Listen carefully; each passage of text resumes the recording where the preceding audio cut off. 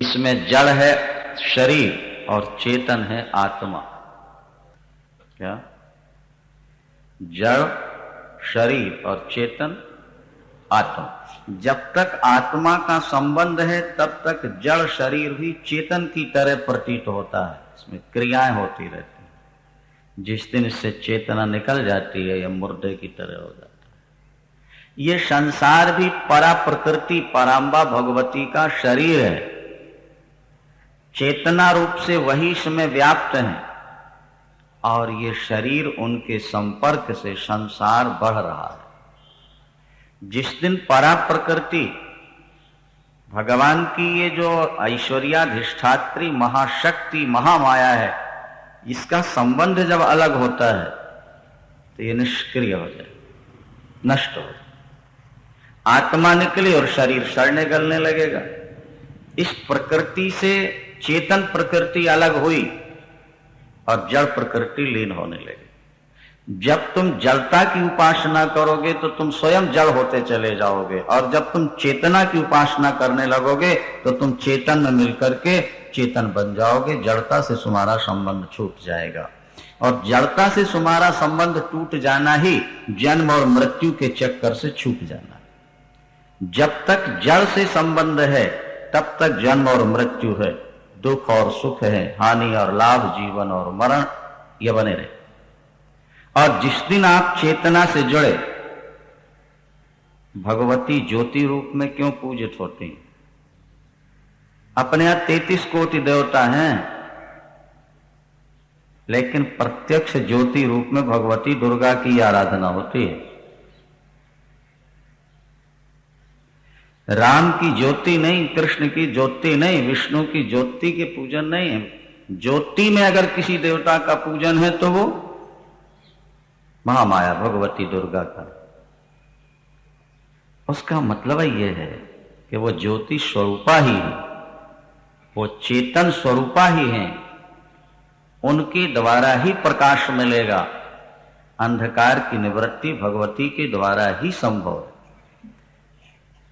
वेदांती लोग ब्रह्म विद्या की उपासना करते हैं तो ब्रह्म विद्या भी भगवती महामाया परा प्रकृति चेतन।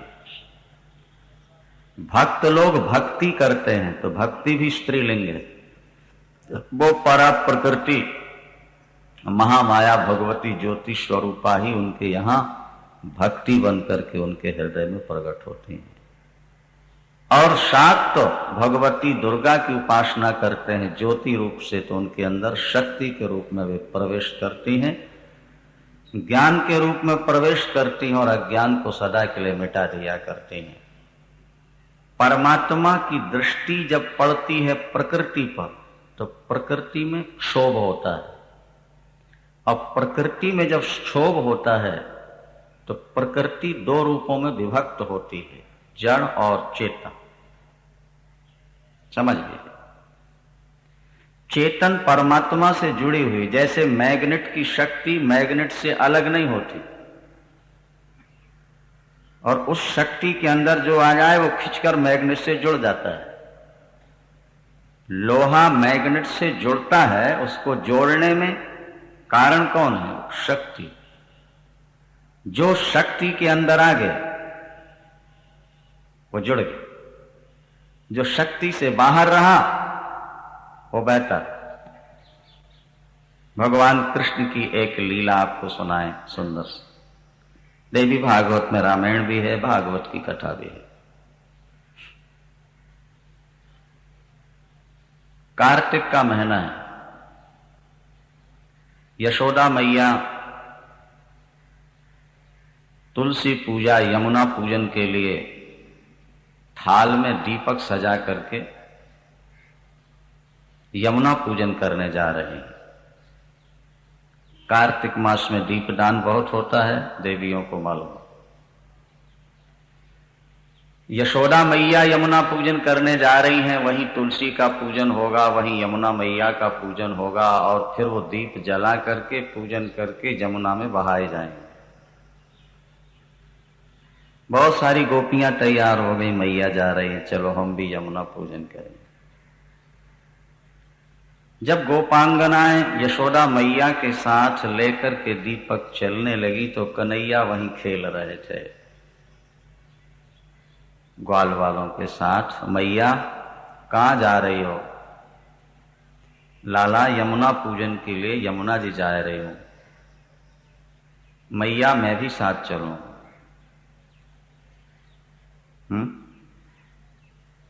लाला तू खेल बेटा, मैं अभी पूजन करके आए रही हूं। नहीं मैया मैं साथ चलूंगा। मचल गए।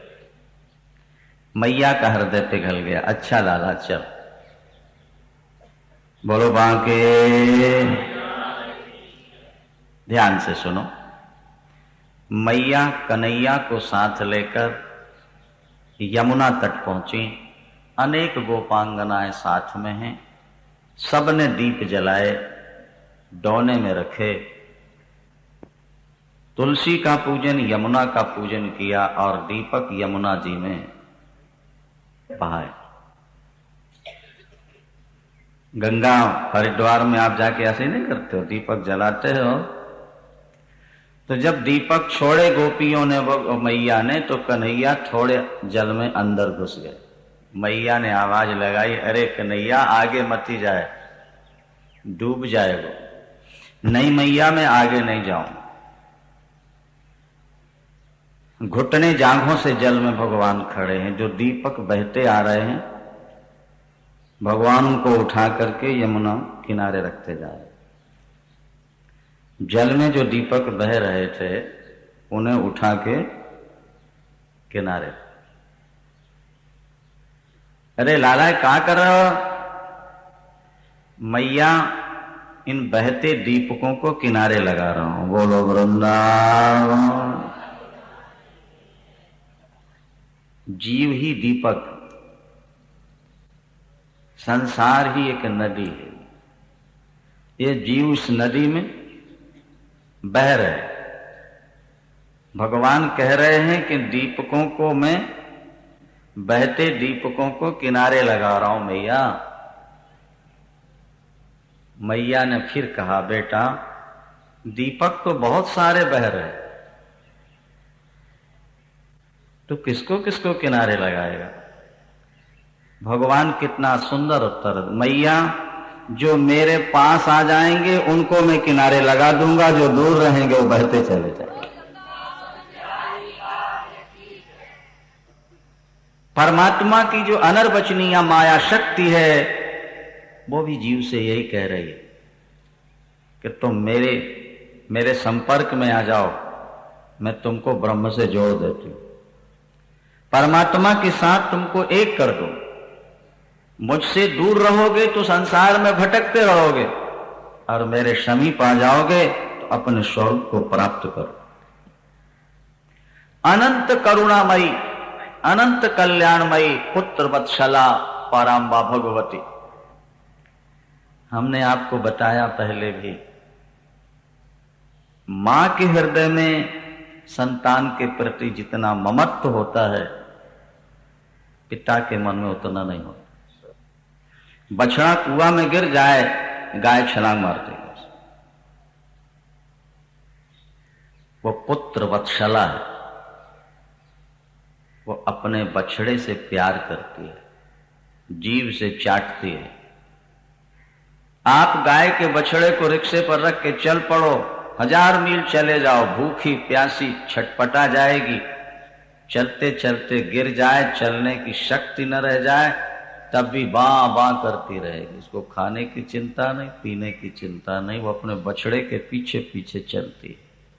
कल्याणमयी करुणामयी मां जगदम्बा कहती हैं, मेरे प्यारे बच्चों, मेरे बेटो, एक बार मेरे बन जाओ, मुझसे नाता जोड़ लो, मैं तुम्हारा त्याग कभी नहीं करूंगी। गाय की तरह सदा तुम्हारे पीछे पीछे चलती रहूंगी, हर जगह तुम्हारी रक्षा करती रहूंगी।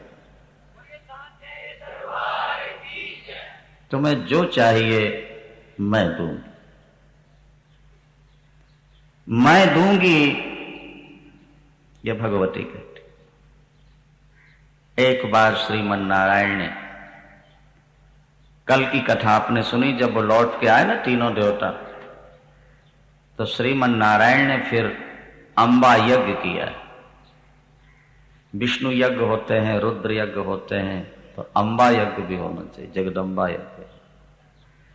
भगवान विष्णु ने पृथ्वी पर विशाल मंडप बनवाया है और विशाल यज्ञ का आयोजन किया है, इसमें सभी देवता सम्मिलित हुए हैं, जिसमें सामग्री का बाहुल्य था। दिव्य दिव्य पदार्थ थे भगवती पराम्बा के यज्ञ में, और भगवान विष्णु लक्ष्मी के साथ यजमान बनकर बैठते हैं अंबा यज्ञ। और जब ऋषियों के द्वारा, देवताओं के द्वारा वो यज्ञ पूर्ण होता है, तो भगवती पराम्बा उनके सामने फिर प्रकट होती हैं। देवता पुष्प बरसाते हैं, बाजे बजा कर जय जयकार कहते हैं।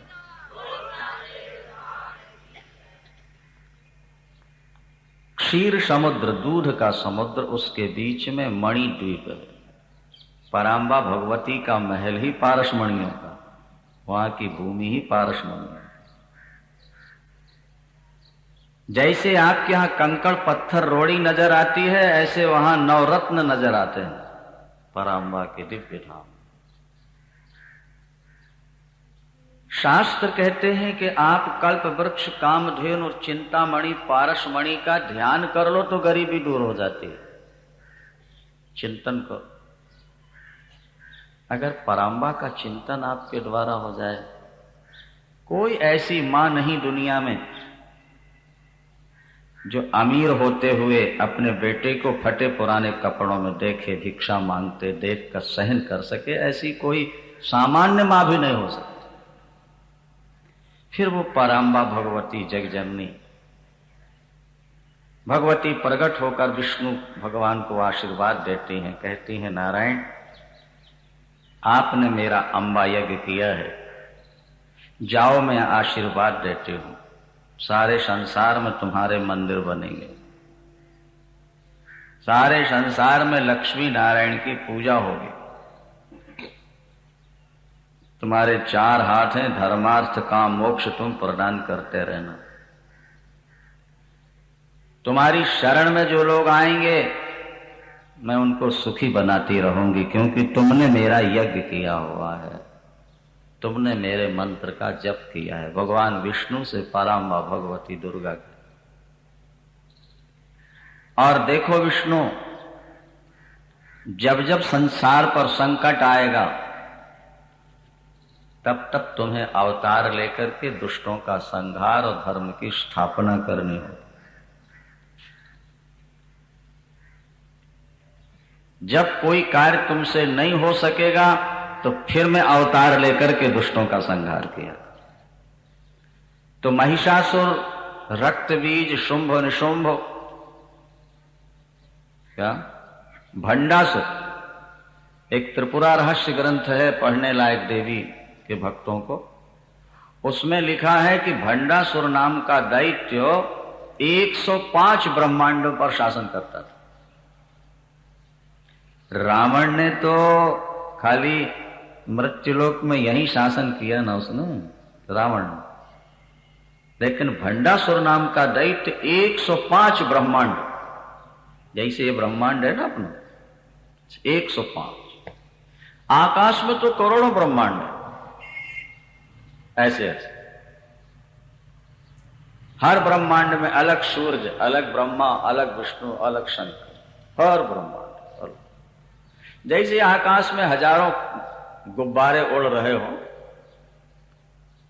फुग्गे उड़ रहे हो, इसी तरह इस अनंत आकाश में, आकाश का अंत तो किसी को मिला ही नहीं ना।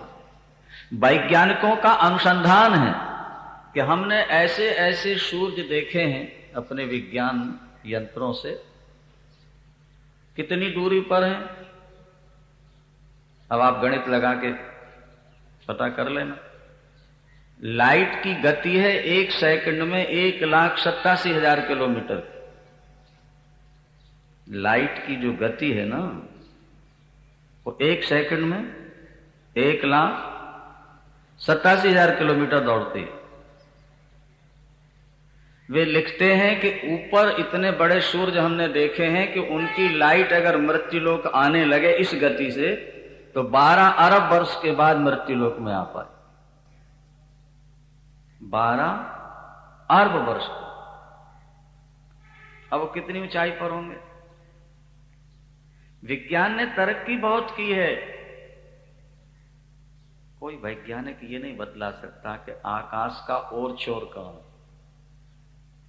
आकाश कहां से प्रारंभ है और कहां जाके अंत है, नीचे या ऊपर, दाएं या बाएं। और ये अनंत आकाश पराम्बा भगवती के एक अंश में है, एक अंश में टिका हुआ। इस अनंत आकाश में करोड़ों करोड़ ब्रह्मांड है। किसी ब्रह्मांड का ब्रह्मा 8 मुख का है, किसी का 16 मुख का है, किसी में 25 मुख के। इसी तरह भगवान शंकर और विष्णु हर ब्रह्मांड में अलग अलग है। और भंडासुर नाम का दैत्य महाराज 105 ब्रह्मांडों पर शासन करता था। उसने वरदान मांगा हुआ था, पुरुष से मेरी मृत्यु नहीं हो। उसे मारने के लिए भगवती को अवतार लेना पड़ा। अरे बाबा, अद्भुत रामायण में एक कथा आती है कि जब रावण को मार करके भगवान राम लौटे, अयोध्या में भगवान का भव्य स्वागत हुआ। चारों तरफ से बधाइयां, गीत, और अंत में राम जी सबको पुरस्कार देने को तैयार हुए तो बानर छाती तान कर खड़े हो गए। बानरों ने कहा सबसे पहले हमको पुरस्कार मिलना चाहिए क्योंकि हमने रावण युद्ध में सहयोग दिया है। भगवान राम ने कहा जरूर पुरस्कार मिलेगा आपको। गुरुदेव, सचमुच में रावण को मारना बहुत कठिन था। तो भगवती सीता हंसने लगी। बोलो सिया। सिया जी मुस्कुराई। भगवान राम ने कहा प्रिय तुम कैसे मुस्कुरा रही हो? 10 महीने तक रावण के यहां कितना कष्ट उठाना पड़ा तुमको। भगवती ने कहा भगवान मैं इसलिए मुस्कुरा रही हूं कि अभी तो आपने 10 मुख रावण को मारा है, जबकि 1000 मुख का रावण पाताल में रह रहा है, महारावण। ये है रावण और वो है 1000 शरीर। जब तक महारावण न मारा जाए तब तक वीर पूजा कैसे? भगवान राम ने कहा उसको भी मार देते हैं। पर भगवती मुस्कुराई, हंस पड़ी, बोले आपके बस का रोग नहीं। सीता जी ने राम जी से कह दिया ये आपके बस का नहीं, ऐसा नहीं हो सकता, राम मारेगा। गुरुदेव आज्ञा चाहिए महारावण के वध के लिए। हाँ राघव पधारो। लेकिन महारावण, इसलिए तैयारी भी जरा जोरदार रखिएगा। जनकपुर के सभी सैनिकों को बुलवाया, जनकपुर से, किष्किंधा के सैनिकों। सुग्रीव से कहा किष्किंधा में जितने सब, और विभीषण जी से कहा कि लंका में जितने बचे हैं, और अयोध्या। अब चारों तरफ से महाराज सैनिक एकत्र हुए। महारावण को ललकारा गया युद्ध के लिए। सामने आया महाराज, जब देखा 1000 मुख, कहां 10 मुख और कहां, जब 1000 मुख है तो 2000 भुजाएं तो होंगी उसकी। तो सामने आके खड़ा हो गया। यहां करोड़ों की संख्या में सैनिक हैं, गर्ज तर्ज रहे हो, बानर भालू, वही रावण को समझ रहे थे। रावण लंका तो वो मुस्कुरा रहा, अकेले ही खड़ा। जब यहां युद्ध के लिए ललकारा गया तो उसने कहा पहले आप लोग अपने शस्त्र चला लो, उसके बाद फिर मैं चलाऊं। यहां से विशाल पर्वत उठाकर फेंके जाते हैं। भगवान राम के धनुष से बाण चलते हैं, उसके पास पहुंचते हैं। उसके पास पहुंच के लगता है जैसे पुष्प की उसके ऊपर वर्षा हो रही हो, कोई असर नहीं हो, खड़ा जो का सब टूटते जाते। इसके बाद उसने कहा कि अब मैं अपने शस्त्र का प्रयोग करता हूं। उसने महाराज धनुष पर बाण रख करके जब खींचा, 1000 धनुषों पर बाण, एक बाण उसने चलाया, करोड़ों बाण बन गए। और जितने सैनिक थे ना, सबकी छाती में एक एक बाण लगा और उठा करके लंका वालों को लंका में, अयोध्या वालों को अयोध्या में, जनकपुर वालों को जनकपुर में छोड़ के वापस। अब तो एक दूसरे का मुंह देखने लगे सैनिक, बाबा ये क्या हो। फिर एकत्र किया, युद्ध शुरू हुआ, सब फिर वही बाण चला दिया, फिर सब के सब जाकर वही। जब बार बार ऐसा होने लगा तो राम जी बड़े घबराए कि अब क्या होगा। तब तक वीणा बजाते देवर्षि नारद आ गए। नहीं, भगवान राम ने अभिवादन किया। देवर्षि जी ने कहा, भगवान कुछ परेशान से नजर आ रहे हैं आप तो। बोले क्या कहूं देवर्षि जी, रावण को तो मैंने जैसे तैसे मार दिया, पर महारावण को मारना तो बड़ा कठिन नजर आता है। ये एक बाण मारता है भला आदमी, जो जहां का सैनिक है वहीं पहुंच जाता है।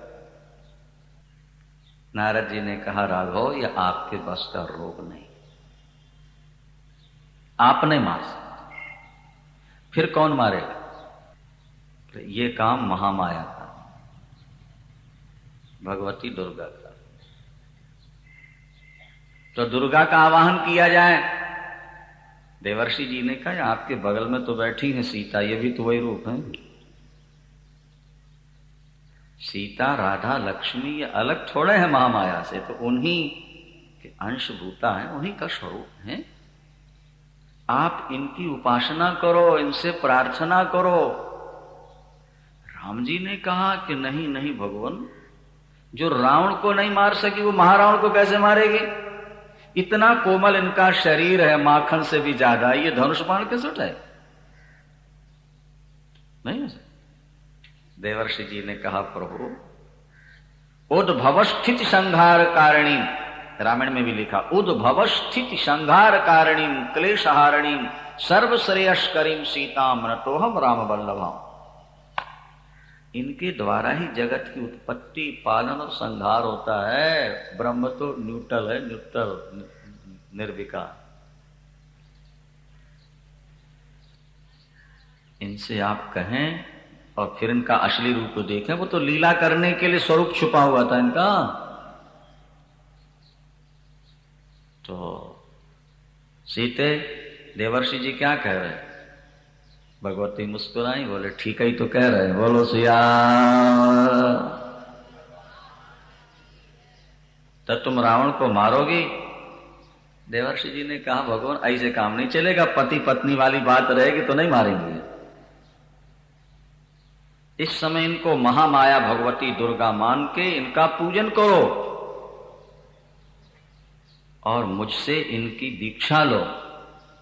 सीता मंत्र की दीक्षा मुझसे लो, उसका जप करो थोड़ी देर बैठ करके भगवती के मंत्र, और पूजन करके इनकी स्तुति करो कि आप दुर्गा हो, महाकाली हो, महामाया हो, सच्चिदानंद स्वरूपिणी हो। महारावण को मारने के लिए अपने प्रभाव का उपयोग करो भगवती। तब भगवान राम ने भगवती की भावना से पूजा की है। और वंदे विदेह तनया, राम जी स्तुति करते हैं सीता जी की। वंदे विदेह तनया पद पुंडरी को कैशोर सौरभ समाहृत योगी चित्तों हंतुम त्रिताप मनुषों मुनिहंस सेव्यो सन्मानशाल परिपीत पराग पुंजम। वंदे विदेह तनयाम, जनक पुत्री सीता की मैं वंदना करता हूं। क्या? जिनके चरण कोमल हैं, बड़े बड़े योगींद्र मुनींद्र महात्मा जिनके चरणों का चिंतन करते हैं, जिनका चिंतन करने से व्यक्ति समस्त बाधाओं से मुक्त हो जाता है, वे हम पर प्रसन्न हो। जब स्तुति की राम ने तो भगवती सीता ने अपना वो भगवती का असली स्वरूप दिखाया। देवता पुष्प वर्षा के बाजे बजाकर महामाया की जय जयकार करने लगे।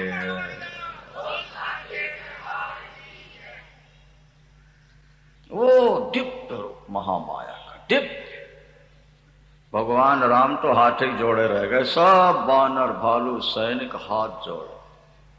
जैसे अर्जुन को विराट रूप दिखाया ना प्रभु ने, तो अर्जुन आश्चर्य में हो गया। कह रहे हम तो अपना सखा समझते थे, ग्वारिया समझते थे, मित्र समझते थे, ये तो इतना महान। तो भगवान राम भी सोचने लगे कि हम तो इनको अर्धांगिनी समझते थे, इनके लिए इतनी बड़ी लड़ाई लड़ी लंका जाकर के, और इनमें ये चमत्कार।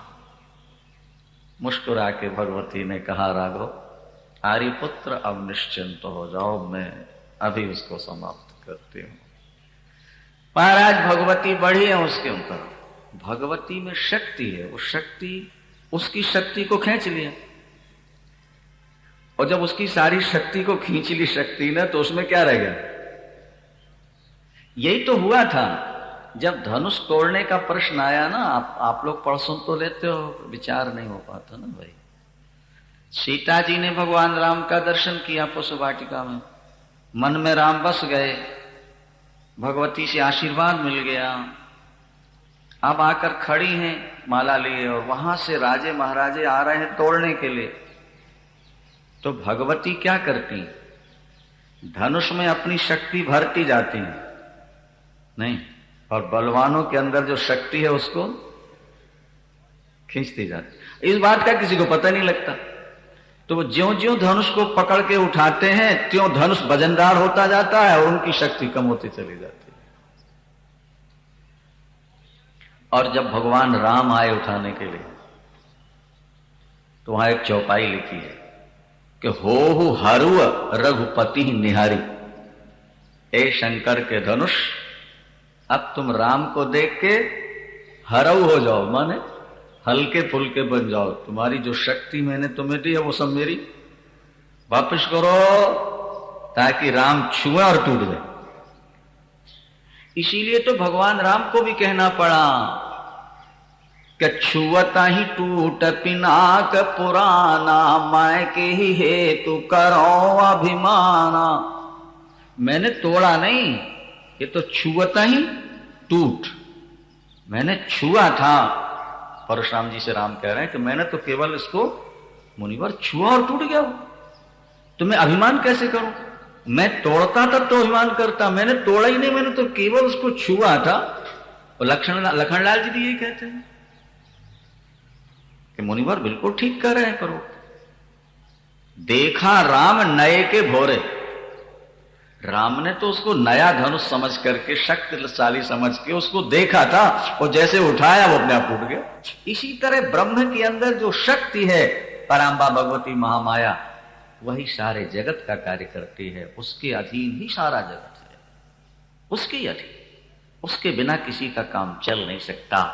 और पूर्वाचार्य जितने हुए हैं आज से पहले, अब हम लोग तो किताबों के कीड़े हैं महाराज, बचपन से पढ़ रहे हैं शास्त्रों को और संतों से सुन रहे हैं।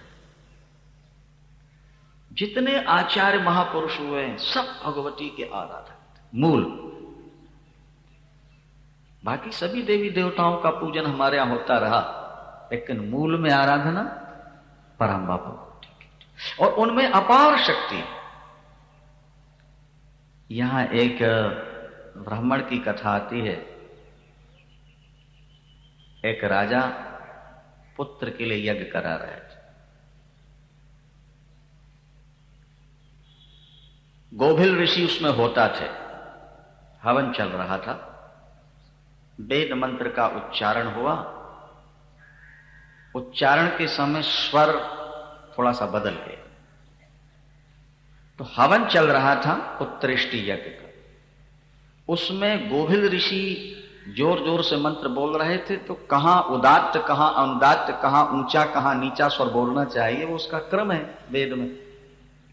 जरा सब लड़खड़ा गए, तो वो जो यज्ञ करा रहे थे उन्होंने कह दिया, अरे ऋषि तुम बड़े मूर्ख हो, मैं पुत्रेष्टि यज्ञ करा रहा हूं पुत्र पाने के लिए, और तुम स्वर गलत बोल रहे हो। गोभिल को क्रोध आया। उन्होंने कहा कि मैं अपने समझ में तो बिल्कुल शुद्ध बोल रहा हूं, अगर बोलते बोलते श्वास कहीं लड़खड़ा जाए और श्वास की ध्वनि की लड़खड़ाहट में शब्द गलत निकल गया, तो मेरा दोष क्या है? आपने मुझे मूर्ख कहा, मैं श्राप देता हूं जो बेटा पैदा होगा वो महामूर्ख होगा। तुम अब महाराज बड़ी समस्या खड़ी हो गई। राजा बहुत घबराए, बहुत रोए, चरणों में गिरकर बड़ी प्रार्थना की। मूर्ख पुत्राद अपुत्रत्वम, मूर्ख पुत्र की अपेक्षा पुत्रहीन रह जाना अच्छा है। क्या पुत्र नहीं होगा तो केवल एक पीड़ा रहेगी कि नहीं, लेकिन अगर वो मूर्ख हो गया, नालायक हो गया, तो सारी जिंदगी आपको रोना पड़ेगा। इसलिए भगवान से प्रार्थना करो, बेटा दो तो